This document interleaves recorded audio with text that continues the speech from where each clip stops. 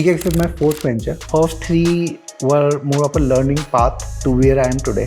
To build program where users can learn to speak, you need to enable them to speak in real life. How can you do that? One, either they can speak with a human, or because of Gen AI, now they can speak with an AI directly. That became the core thesis around the product, how the product evolution happened. At Yellow Class, at one point in time, we were 200 people, and at SpeakX, we are 20. I don't think we will go beyond 30, even when we do $100 million revenue. Like today, we are at 7. I think in next year and a half, we'll cross 100 million. There are use cases where products that work for Indian audiences do work for global audiences as well. And India is actually the cheapest testing bed.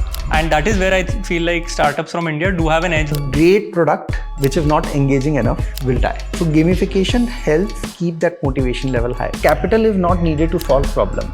Capital is needed to grow once you have solved the problem. What I've learned in the last 15 years is that startups are built by mission-driven people.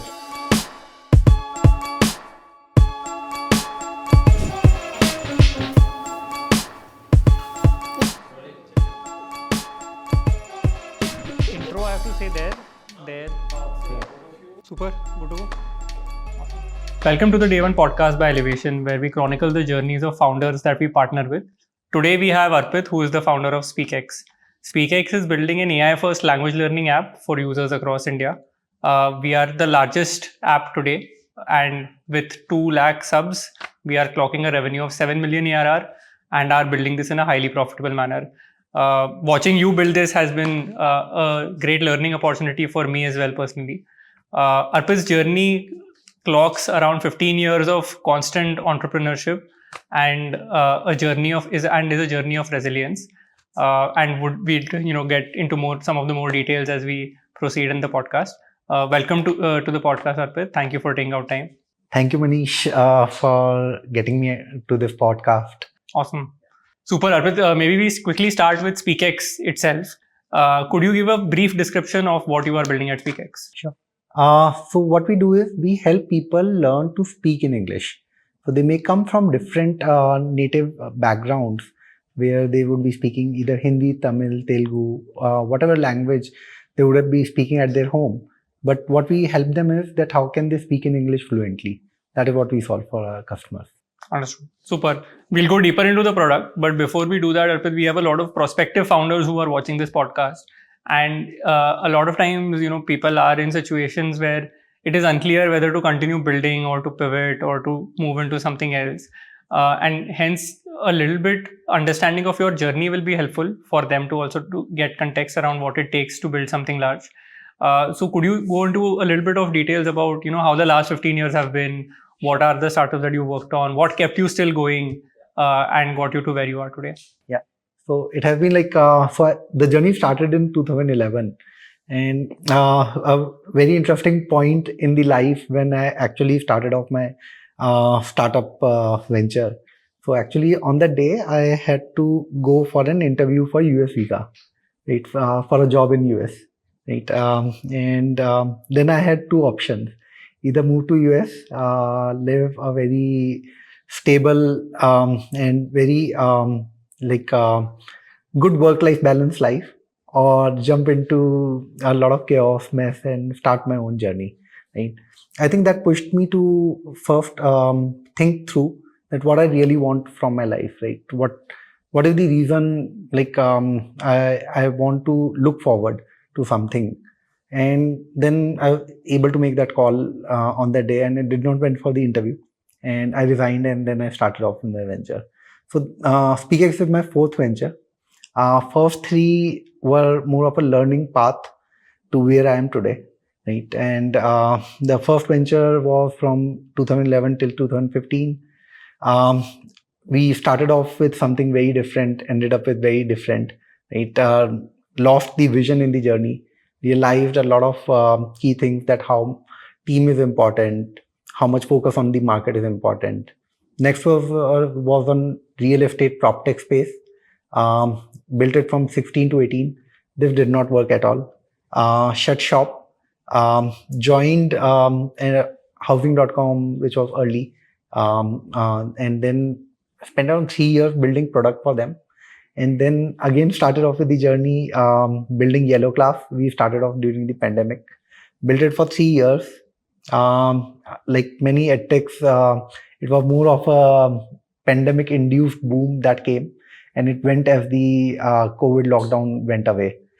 A lot of learnings, but and then it laid the foundation. Like it's easier for me to, as rightly said by a lot of great people, it's easier to connect dots back. And where we have been able to bring the SpeakX today is all the learnings that we have gathered in the last 15 years. Understood. Super. And can you talk a little bit about the pivot from from Yellow Class to SpeakX? What was the journey there? When did you decide that it is now the right time to seek a altogether new product? Sure. And what fed into that journey? Sure. So what we're doing at Yellow Class. So like I'll tell you how we started off with Yellow Class and how the journey went. So during the pandemic, like my son was 4 years old then, and because of lockdown, everyone was trying to keep their kids engaged. The challenge that was there was that the kids were spending too much time on YouTube or playing games. So they were spending a lot of time on phone because we were working and we did not have enough time to give to kids. So what we came up was that how do you bring positivity to the digital time spent? And with that intent, what we were able to generate with core insights is that what is that something that interests kids. So we realized drawing, dance, GK, learning new things is something which naturally comes to kids. And then we said that if we want to solve for a large market in India, it can't be more of a personalized one-on-one session. It need to be personalized, but it need to be product-led. So we created an interactive YouTube format for kids where they can come, they can learn using videos, and they can interact digitally. So the entire solution was used by like at our peak, it was like 20 lakh kids were learning every month. And because it was still a lot of lockdown and kids were not really going out, so the growth was tremendous in our early days.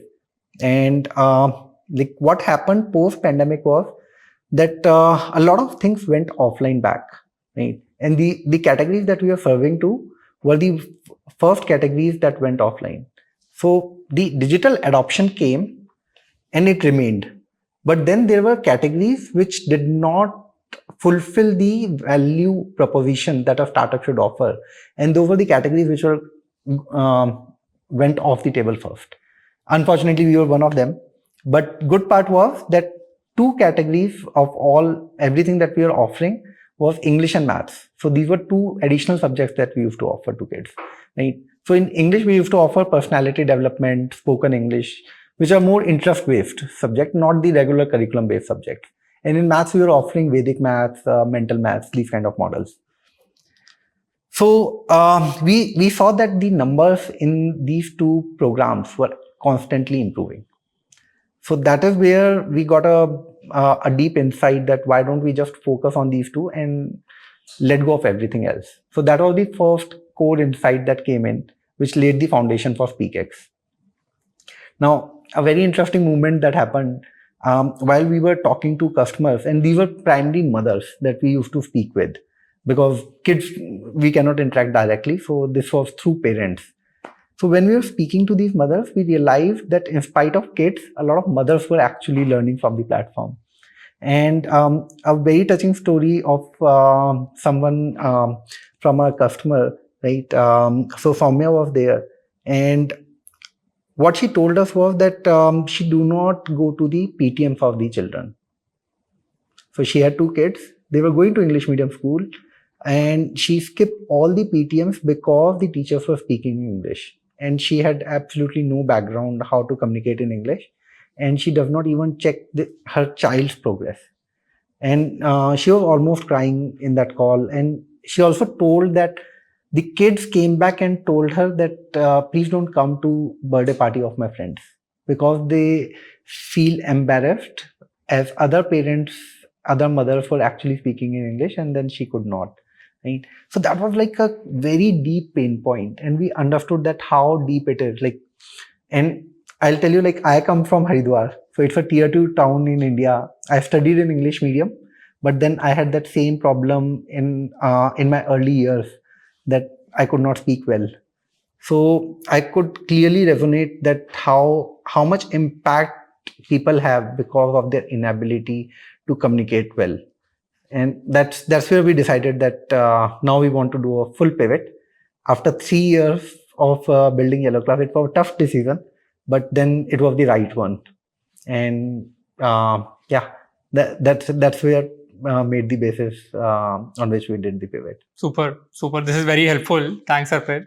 And as you started building SpeakX, what were some of the fundamental design choices you made that anchored our product and continue to anchor our product still today, right? Clearly, you've built this product to be more speaking focused rather than focused on basic like vocabulary, grammar, etc. learning. So, would love to go into some of those design choices and why did you make them? So once we had the consumer insight, right, then we tried and get into like what has been done in the industry yet, right? Who all have actually been the pioneers in the industry?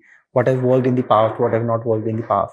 And that actually was kind of a watershed movement for us when we realized that the spoken part of English was actually never solved because the ability in tech was constrained to more of a structured learning than an open-ended learning, right? Because at the time when we were doing the pivot, we were more like right time, right place. Generative AI was coming in. So I'm talking about 2023 early, right? The core use case at that point in time of Gen AI was that it can build human-like conversations, right? A lot of use cases came in the last 2 years, but then Gen AI was known for it back then, right? So we realized to build build a program where users can learn to speak. You need to enable them to speak in real life, right? How can you do that? One, either they can speak with a human, or because of Gen AI, now they can speak with an AI directly. And that became the core thesis around the product, how the product evolution happened. So we are not a Gen AI or AI powered company. So we are a Gen AI company, which helps our customers speak with an AI and learn through that speaking. So that's how the product works. Super. And can you walk through what does the typical user journey look like for us? Like if a user, let's say, subscribes to our platform, what does the typical day, week of a user look like? Sure. So what we also realized that these users, it's not that they don't know how to speak, how they can speak well in a restaurant, but they can't speak well with friends, right? So there are people who would have some understanding of English, but they don't have confidence to speak because they have a fear that someone will laugh at them, right? And that's why they don't speak at all. So what we do is we have built these real life use cases. Let's say the one that I talked about, go to a restaurant and then ask the waiter for the menu and then order the food. Or if you're traveling, how do you ask directions from a stranger? Right? If you meet a new person, how do you introduce yourself? If you want to go to movie with your friends, how do you make a plan for that? Right? These are things that our customers face in their day-to-day life. And that's what we train our customers on, that we give a real life use case which they may face in a social setting, or maybe while they are traveling, or maybe at their workplace, or within their own family. And then we help them build conversation in that setting. And where do you use AI in these flows? And also, can you walk through how improving foundational models capabilities over the last 2 years have helped improve our product experience, and in what ways? Sure. So what we do is to build a conversation, there are 3 key aspects. One, you need to know the vocabulary. Second, you need to know a bit of a grammar. And third, you need to know sentence formation, right? Then you are able to build a conversation based on these things. So we do not take a very theoretical approach. What we do is using AI only, when we build a conversation, right? We pick up the vocabulary word for them. Then we pick up whatever the grammar which is used in that conversation, and then we pick up the sentences, right? So we train our users on all these 3 aspects, along with conversational flow, where they can actually practice how a conversation will happen. So the AI acts as the other person, and you act as the one other person in the conversation, and between you two, the actual conversation happens where we keep teaching you. If you miss out some vocabulary words, if you do some grammar, incorrect grammar, if you are not able to form a sentence properly, right? So we teach you through that conversation that how you could have done that conversation in English. That's how the entire AI works. And Arpit, maybe changing gears a little bit, I would say that we are working at the forefront of AI applications in India, right? And maybe we have we do have the largest user base when it comes to consumer apps building in AI in India. So there, while implementing all of these features, how has the journey been? Because it's also a learning journey for you and your team to work with AI and the cutting edge models out there, right? So what have been some things that you've done on the team that have helped you actually implement some of these features successfully? Sure. I think since we started pretty early, so we had that early mover advantage to see through the journey how AI has evolved in the last 2.5 years. And it has been transformational and like a very enlightening journey for us and the team. Right? So if I talk about the models, so earlier a lot of time, energy, money, resources, everything used to go in understanding and building these models, right? How do you fine tune them? How do you personalize these models for the use case that you have, right? And over a period of time, how these models evolved is, so I compare them to more how the cloud infrastructure is today, right? Everything is democratized, right? So large companies have gone very deep in building these models, and what they have actually achieved is that they are able to service a large number of use cases using these base models. And within the team, what we have done is we have built very specialized skill sets around different aspects of these models. For example, what is relevant to us is text to speech is very relevant, because whenever we get an AI to speak, right, the response that we get from an LLM is text, and then we need to convert into speech, which is understandable by the customer, right? So what are the right fitment models for that? Because there are now 100 companies which offer text to speech, right? So how do you get to the right model for your customers, right? That's a very iterative and a very tedious process, because it takes time for you to realize what is working, what is not working, and then try out something else. And it's a lot of tech bandwidth as well that goes into this, right? So making choices around model have become more critical than tech behind those models. Other than that, what other thing which actually is a game changer for us is that making these models work together. So there's no one single model that you can use and say, okay, if I use this is what it will actually give me an end-to-end full stack solution. So all these models are built by a lot of different entities, and then you need to pick and then make these models work with each other. So that's also a great learning, because it's essential, because if you want to build a great customer experience, so you need to figure out these pieces. Helpful. And Arpit, can you double click a bit on the persona of the user? I think you had mentioned this user story. But today, if you look at the typical user who is using our product, what archetypes of users are these? What are they using it for? Okay. So these are people who come from tier 1, tier 2, tier 3, all set of geographies within India. 100% of our users are from India today.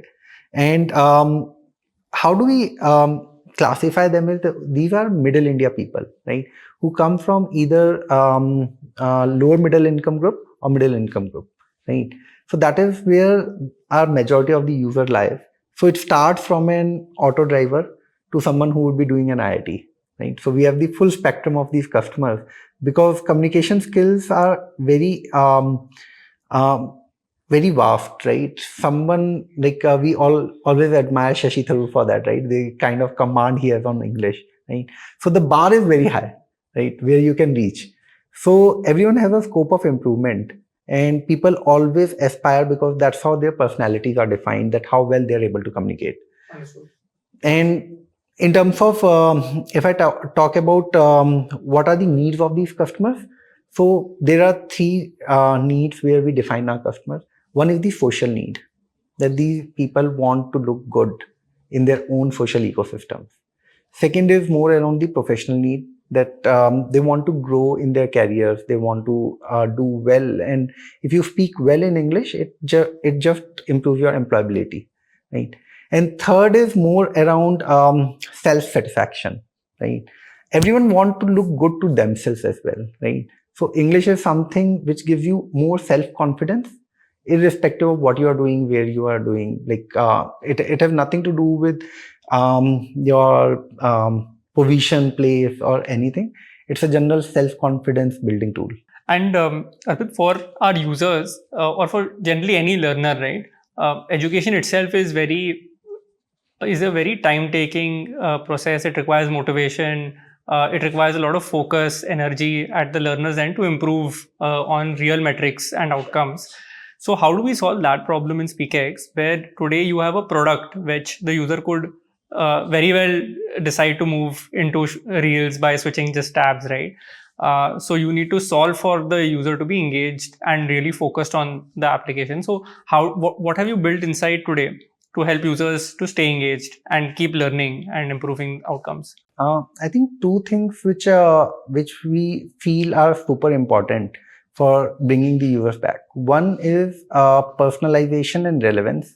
That whatever offering you have on the product, right, that need to be personalized and relevant to that particular customer. It can't be one suit fits all kind of a solution, right?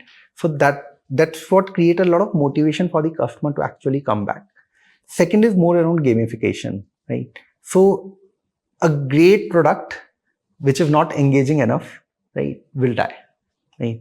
So gamification helps keep that motivation level high. Like, let's say I made mistakes while I was speaking, right? No one wants to get discouraged, right? If I just tell that user that you are not good at it, right, you made these 10 mistakes, right? So the user will just close the app, will never come back, right? So how do you gamify so that it becomes fun and learning at the same time, right?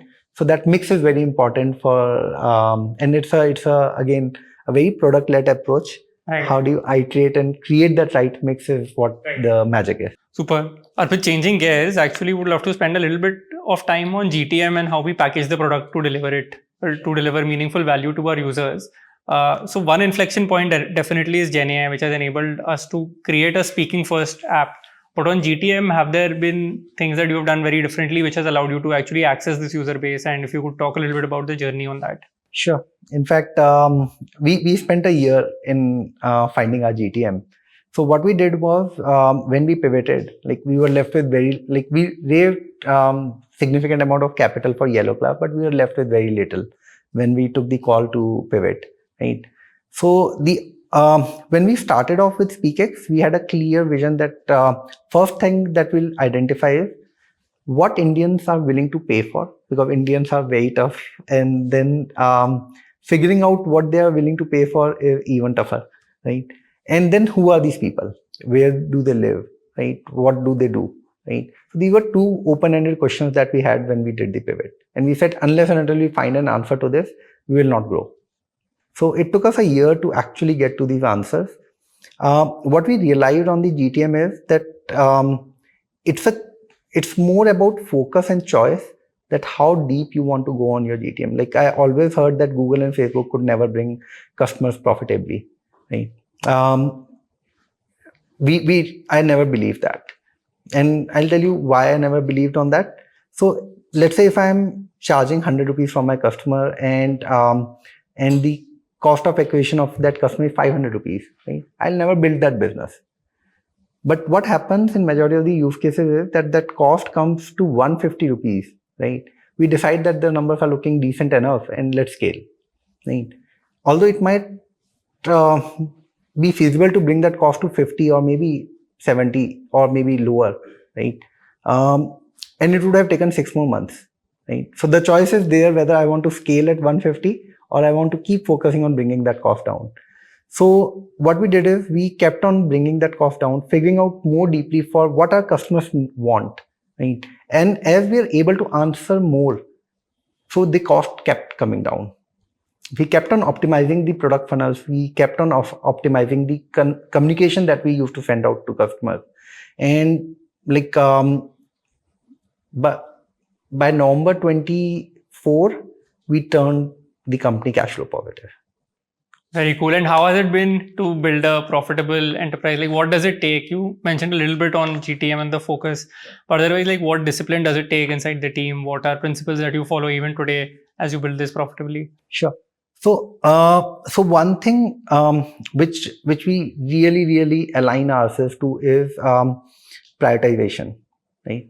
So, at Yellow Class, at one point in time, we were 200 people, right? And at SpeakX, we are 20. So, what it does is it makes you think much harder because you have limited people, what problems you want to solve, and if the problem is worth solving or not, right? So, out of 10 problems that we have at hand, 8 we do not have bandwidth to solve, right? So we have to prioritize really hard, think before we execute. So we end up picking those 2 problems which we all have a full conviction that these are the problems which are worth solving. And I think that led us to profitability, because we kept on problems which were worth solving for good 1 year, 1.5 years. And I believe, like, if I would be putting it in a very raw way, every month, if 20 people are able to bring 2 wins, right? So in a year, that's like 24 wins on core problems, right? You are able to solve 24 core action items on your table, right? So I believe a lot of companies would turn profitable if they are able to solve that.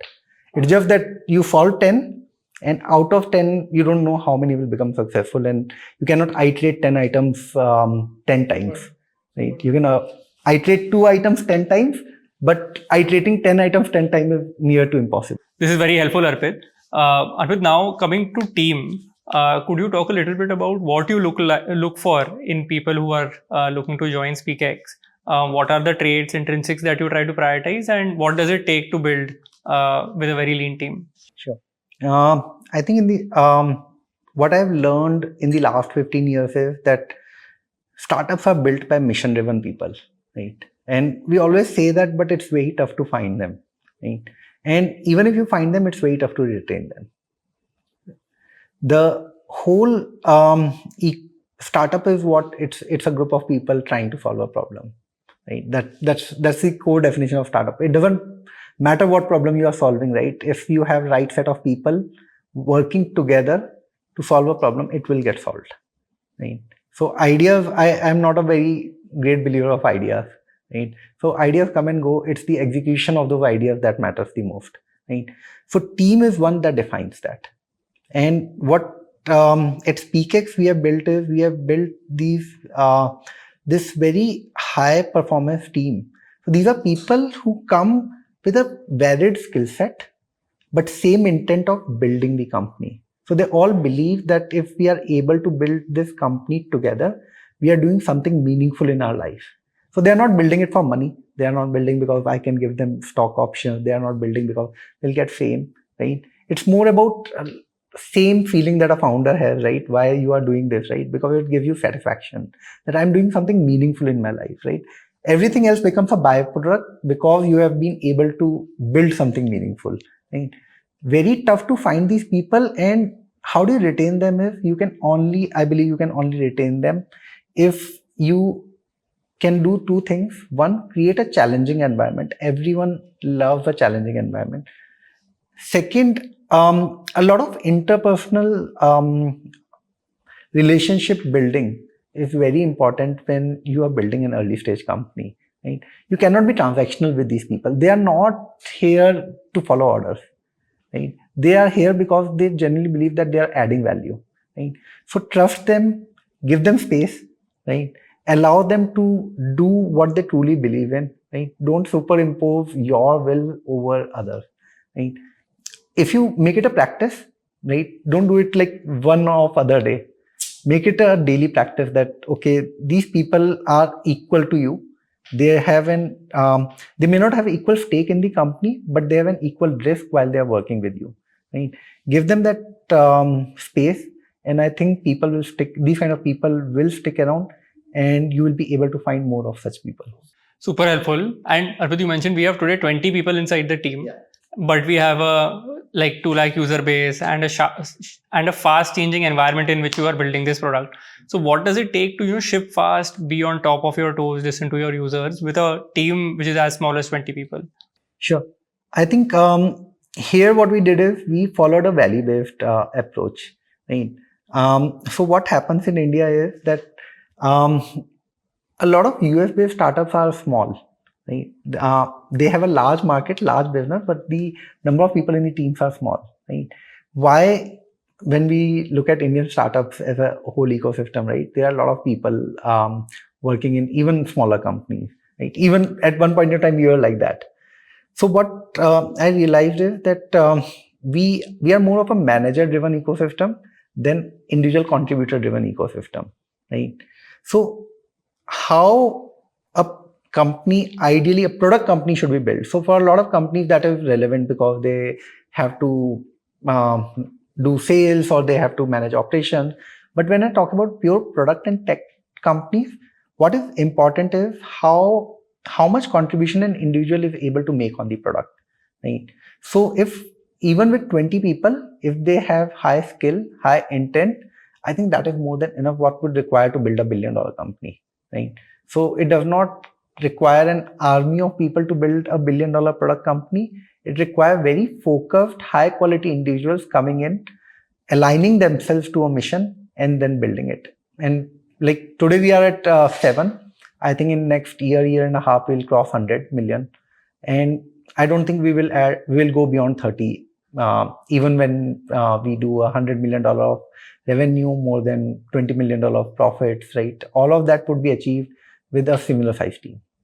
And also what has happened is that focus on technology. So for a lot of problems, right? When you have a smaller team, you use technology to solve those problems, right? So you don't find a person to solve it, you find a technology to solve it, right?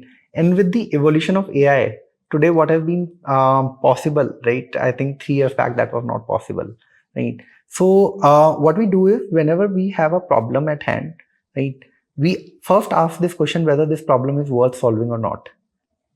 Second question that we answer is that if we can solve it with technology. And at third, if both these things are not possible, then we say if a person can solve it, right? So that's the chronology that we follow. And when we solve it with technology using AI, right? So a lot of problems which were not possible to solve a couple of years back have now just become a cakewalk, right? So that's what is actually empowering this growth. Arpit, any suggestions for founders who are looking to raise capital in their early journeys? How has your journey been so far, and what have been some learnings, some principles that you follow now as you build your company? Yeah. So I think capital should be raised. A lot of people, in fact, say that capital should be raised when you need it, right? But it looks so fancy that people do not realize that whether they need capital or not, right? So capital is not needed to solve problems. Capital is needed to grow once you have solved the problem. That's what the real use of VC capital is, right? What I've seen is that majority of the people are raising capital to solve, right? So I think that's a very wrong approach. Whether you talk about value-based startup, Indian, any startups which have really done well, right? You look at their history, so they have been able to solve the problem first and then raise the capital. It does not work the other way around, right? So once you have solved the problem, what capital can help you is grow faster, right? If you have not solved the problem and the capital comes, so you still grow faster without solving the problem. And that's where you go wrong. Understood. Manish, in fact, I have a couple of interesting questions for you. One is more around AI, right? So how do you see the consumer tech space coming up, consumer market coming up in this new AI reality? Yeah, I think AI is one of the biggest sort of tectonic shifts in technology that have happened in the last 20-30 years now. And we feel like today every consumer surface is ripe for disruption, and consumer surfaces will be reimagined using AI. If I take a step back, look at our thesis within consumer tech, we feel there are 2 major areas where AI has now proven its capability. One is, as you said, anything that involves conversations or earlier involved conversations with humans can now be very easily replicated or replaced with AI with as much fidelity.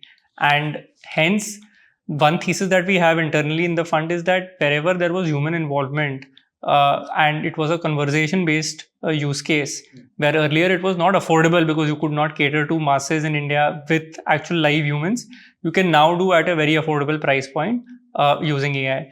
One prime example is speaking, as you said, right, and language learning. The other, I feel, within education is just the entire tutoring landscape. So there are AI private tutors that will be built out across the spectrum, right? Whether it's K10, whether it's test prep, you will now have a teacher who can talk to you, understand you, personalize for you, and give you a very direct feedback and help you learn through that journey.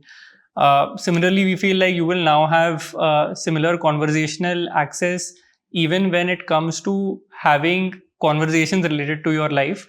And AI companions is another area where we feel like this technology will create immense impact and help us combat the problem of loneliness. So one area, as I said, was just anywhere where conversations were earlier not possible or not affordable. Second area where I feel like AI is now moving on with the latest reasoning models that have been launched is just general intelligence in itself. So anything where it involves multi-step decision making and complex decision making is now doable using AI. And some classic examples within consumer are, for example, travel planning. So, for example, like let's say I have to go plan a Euro trip for 14 days. This is my budget. These are the dates. This is from where I will fly in. This is where I will fly out. Now that's a really complex multivariable problem to solve. And all of us have spent like days and days planning Excel sheets, trying to prioritize where to go, how to go. Imagine if there are now 3-4 people who are going together as a group, it's even much more complex, right? But today I feel with AI, you have the capability to solve it in a closed loop manner. And some of these multi-step decision-making problems, whether it's travel, whether it's, just even property purchase and deciding where to go, where to buy or where to rent a flat, all of these can be solved with AI, where we feel like new products will get born. So all things said, I feel today it's possible to almost imagine all surfaces using AI. And we have started seeing disruption first in purely digital products, because there you do not have to manage anything on ops. But over time, we will start seeing some of the even more online plus offline plays, whether it's commerce, whether it's other aspects within, let's say, prop tech, etc., getting disrupted using AI. So I feel like we are still in the early days. Generally, we end up learning the most from founders. So founders will come with the best ideas out there. And these are some of the ideas that we could see popping up across the landscape. In what do you believe, like a full stack is a solution with AI, or it's more about AI tools which will come and dominate the market? This in the sense of consumer. Let's say we are talking about the travel planning space, right? So it's just the planner which is going to get consumer love and become big, or it will be a kind of a full stack solution which not only plans, but it actually makes your reservations. It helps you book the flight tickets, right? Plan everything and then execute it as well for you. Yeah, 100%. So I feel it will be full stack, as you rightly pointed out. Because see, ultimately a lot of the incumbents or even the web 1.0, 2.0 like platforms were ultimately serving only utility purpose and last mile reservations or purchases, right? And if you think about it, like if the UI layer is getting abstracted and is now being served through a new AI surface, it only makes sense that it goes on your behalf and ends up doing the entire end-to-end transaction. So at least our vision is first to start with innovating with UI and integrate with some of the of other offline players who are today's serving at the backend. But over time, there is no reason why the backend platform should exist anymore. Sure. Awesome. Great. And how are you seeing, like in this global world of AI, right? Indian startups, Indian founders have an edge, and they are going to compete with players. And how do you as a fund think that you are going to position yourself in this global era? Absolutely. See, I feel when it comes to AI investments in consumer tech, ultimately none of the rules of building consumer techs have changed, right?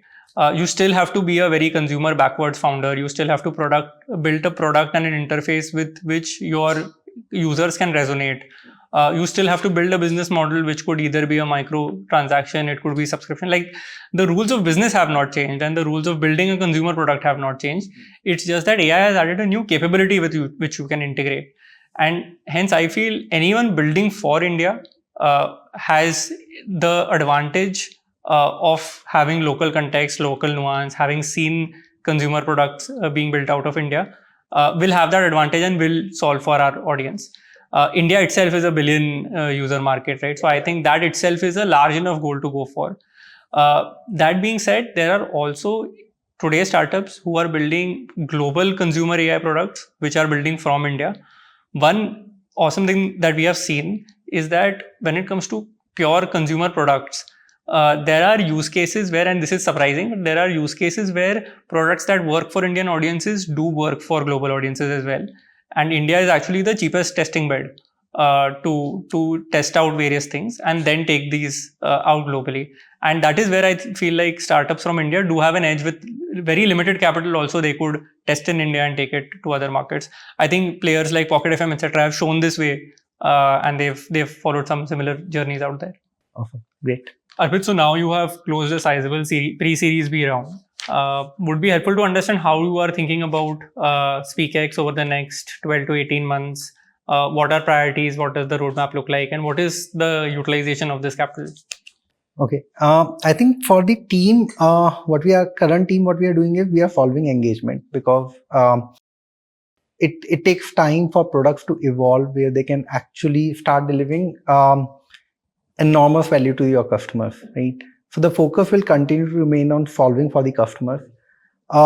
In terms of using the capital, we are going to use to build the product, invest in our AI, and invest on the team.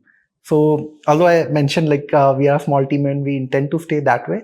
So what does that mean is that we want to add a few people in our team, right?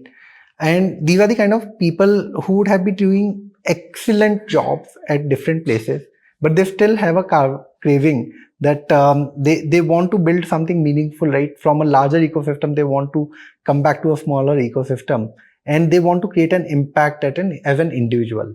So that's the kind of people that we are actually looking for, and we will be using this capital to fuel these high skill individual, high intent individuals to really go out and win it for the company. That's what we are looking for to utilize this capital for. And the plan is pretty simple: grow in India. India is a large market. 1 billion people, 900 million people have now exposure to digital mobile phones, right? So I think today, $100 to $300 million market in the next 2 years could potentially be created within India. And post that, the product that we are building is global. So we will start our POCs, experimentation around global markets as well. So yeah, that's how the plan looks like today. Awesome. And what's the next milestone in mind? Next milestone is that we want to reach $100 million revenue, and that's what we are going after. And I think I don't think I believe that it is going to come from India, because there are a lot of people that we have not reached out yet, and whose problem still remain unsolved. Super. I have this question for you. Elevation has been with us from 2021, right? So what made you double down with SpeakX after the journey that you have seen, and the way the pivot happened, and today where we are? And I'm grateful that this Elevation took the lead while we are still building. But what was your thesis? If I look at English language learning as a market itself, right?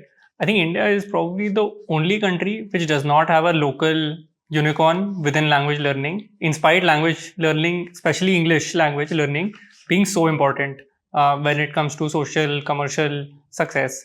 And that has always eluded everyone globally, right? Why has this not happened? And hence, we have always felt that this is a large value pool available out there, but it has not been tapped yet, which is the biggest source of excitement for us. So we always used to believe that this is a large market. There have been multiple attempts in the past, but those attempts for some reason or the other have never been at the right time with the right product. With SpeakX, when you started in the early days, when we started seeing early user delight using AI conversations, we knew that we had landed on something that could drive meaningful outcomes for our users. This, along with the capability of actually making this product accessible through subscriptions, I believe put us in the right spot at the right time, which allowed us to grow and capitalize on this user need. And since then, again, we have only continued to move the threshold both on economics, not only on economics, but also on engagement and user love. And hence, it has been a great journey to see from the sidelines. Again, you have been super resilient through it, right? I think the journey, not to say, but was really hard. And there were a lot of ups and downs. And through thick and thin, you, and not just you, but your core team has stuck along. And it has been inspiring, right? And whenever we see founders who are as resilient and have seen all of the ups and lows, highs and lows of life, and at the same time have hit PMF, we are more than keen to come in and back founders in portfolio. And these were some of the reasons why we ended up partnering and deciding to double down. Awesome. And how do you visualize our journey from your lens going forward? Yeah. So for me also, I think the next biggest milestone is 100 mil ARR. I feel today we are working on the right problem statements, both around engagement as well as around economics. And I feel like this is a large, deeply unserved user need, which we are catering to. And hence, I think we'll hit that milestone probably in the next year and a half, 2 years. From there onwards, I think it will be a journey of discovery of how to keep on pushing the envelope on the scale of overall market. I am also excited to see newer features, newer gamification being brought into the app more deeply. And I think it will be a journey of also getting the right kind of talent along our way as we build this like global powerhouse in language learning. My ultimate goal is that we should be bigger than Duolingo, because naturally we have the largest market that we are catering to. But we'll see how that shapes up over time. Absolutely. So we are right on track to build world's largest language learning company. Super. And Arpit, as we break, any parting message to folks who are eager to join our cause? What would you want to say to them? I think if you are still hungry, you think that you have a lot of zeal to bring change, create impact, and you have been able to create and demonstrate that impact in the past as well, right? So SpeakX is a right place to come in, right? And you'll find like-minded people over here, right? Small team, but very hardworking, very resilient, work with a lot of focus, dedication, and we enjoy working, and that's what it matters at the end of the day. Thank you, Arpit. This was super helpful, very insightful, and thank you for being very frank and upfront throughout the conversation. It's been a great journey with you so far, and hope that we will ultimately build the largest language learning app together. Thank you for taking out time. Awesome. Great. Thank you for giving me the opportunity. Awesome.